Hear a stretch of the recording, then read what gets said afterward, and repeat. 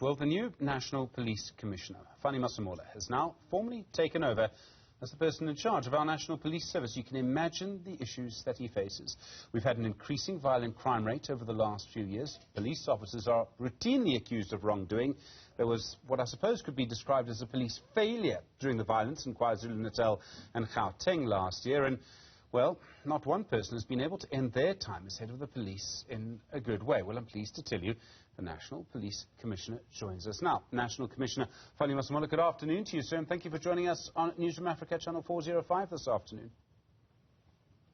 Good afternoon, Steve, with your viewers. Thank you very much. You're taking over a very difficult job, a difficult service, the police service, at a difficult time. I don't need to tell you how difficult your job is. What is going to be your first priority in office? What do you think is the most important thing or the most important set of things that you need to do, that you want to achieve? Thanks very much. The most important priorities that one needs to start with, it is those matters that are critical to the society, matters of that are currently in place, like your gender-based violence, which is a problem. We should ensure that our police stations are very friendly and courteous to assist victims of gender-based violence as they arrive there. We were establishing the GPV desks the last financial year. We're finishing now, and also make sure that all our police members are trained to handle these sensitive cases. And we'll also focus on, at the same time, trying to improve our relations with the community through rejuvenating our community police forums. The fact that now and then we have incidents of vigilante attacks that indicates maybe that there is a problem. We will make sure that we embrace and get all sectors of society to be part of the CPF and all other structures, including the business structures, establish relations with them. The matter of the morale of our police members is also a problem. And basically, our police members, they need resources. Make sure that we focus self and management will focus on making sure that resources are there for police members to do service. Police members should not be struck with a vehicle. Police members should also not struck with other resources like your IT, medium to long term. We are going to focus on ensuring that we multiply our presence through the use of technology, which we are currently behind. And there are matters like your area of concern also is know that we still have pushing papers in most of our business processes.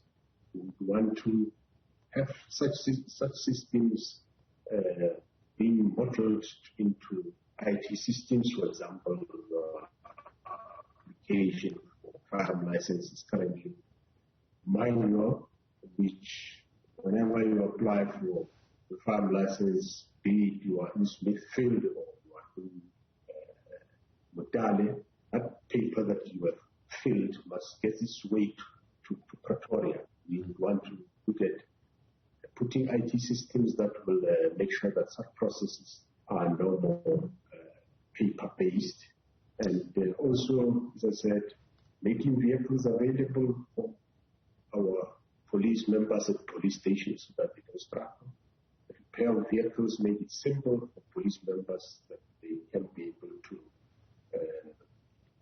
do service delivery to our communities. Of course, currently, you know that almost every second day we have got this problem of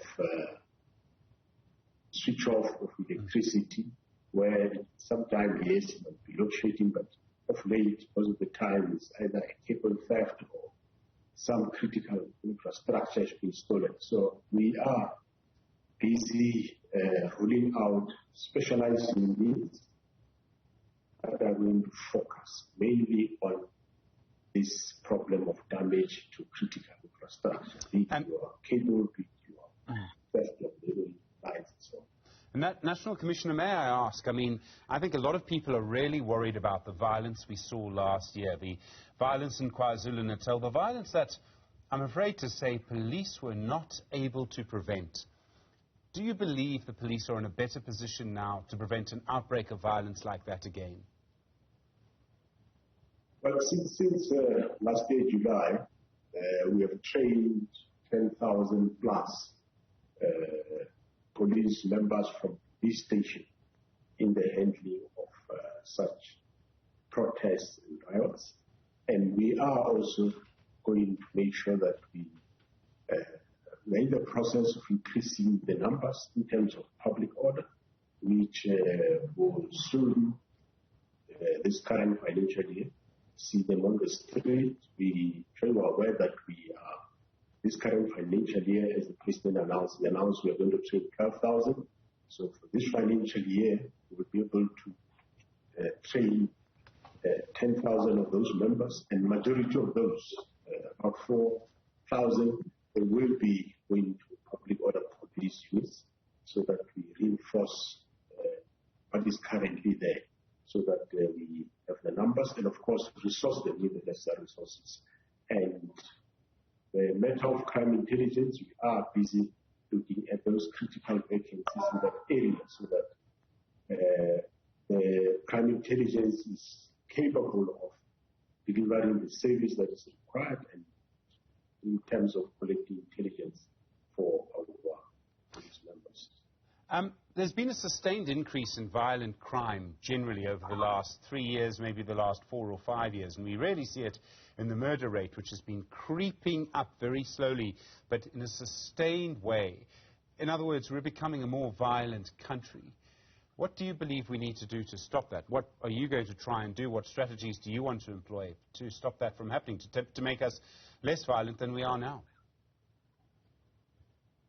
Making the society less violent than they are now, it is a matter that requires the society at large, which starts from home to school and to various churches and institutions, and also to be tackled by the whole of government service.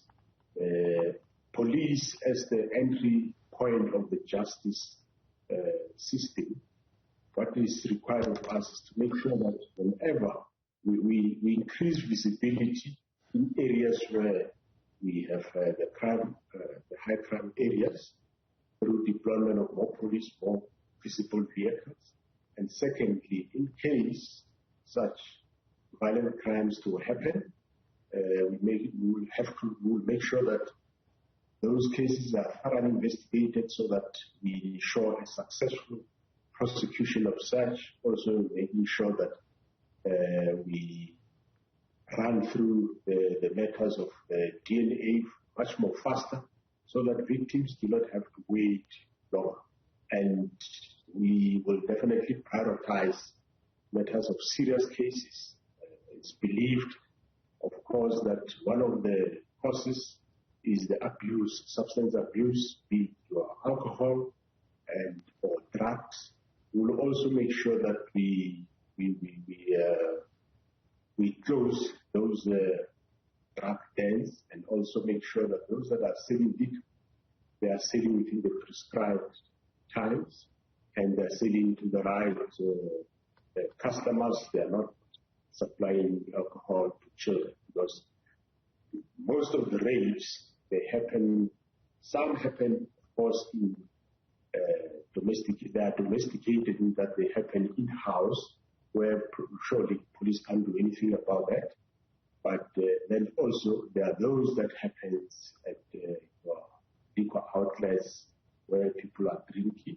So in those areas, we make sure that those places, they should comply and close timely. You can't have taverns that open forever, overnight, and produce crime.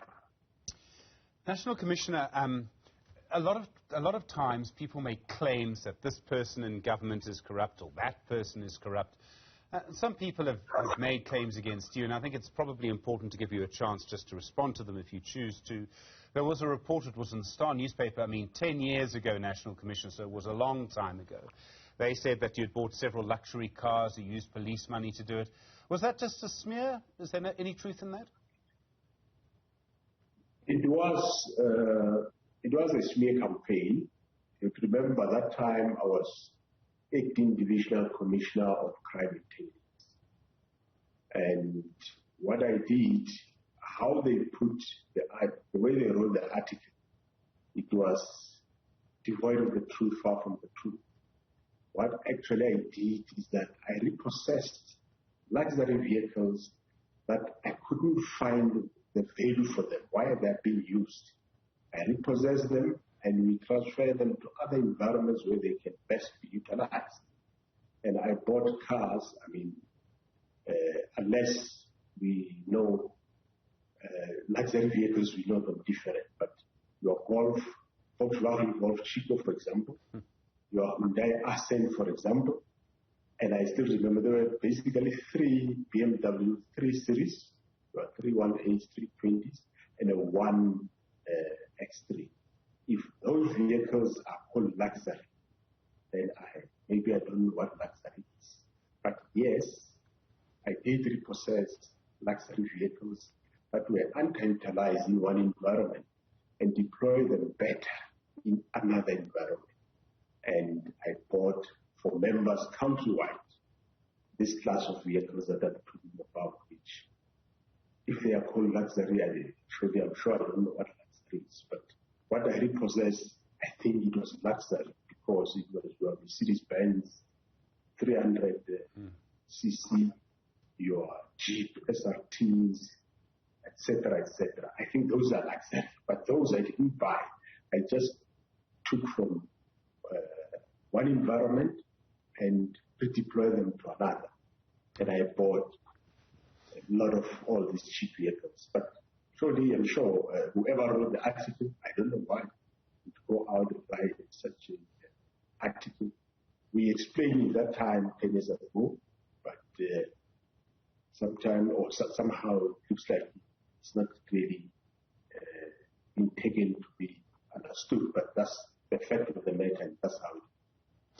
So no one's going to be able to bring any claim against you now, and we've seen this happen. Someone gets to a top job like you, one of the most important jobs in the country, being National Police Commissioner. No one's going to bring any claim against you now from your past. Well, I won't know, like this one that you are saying now. Remember, you can never stop people to say whatever. That I don't know. Okay, no, fair enough. I feel I must ask because we live in such a cynical country. And our politics, again, just for the record, you don't belong to any faction. I presume you don't belong to a political party. Do you belong to any faction in the ANC, or are you politically neutral? Well, I do not have or carry any membership of a political party. I'm just doing my work as a police official.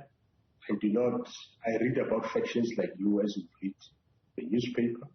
That's where I encountered the issue of factions. But basically, my objective is to do police work and serve the inhabitants of this country.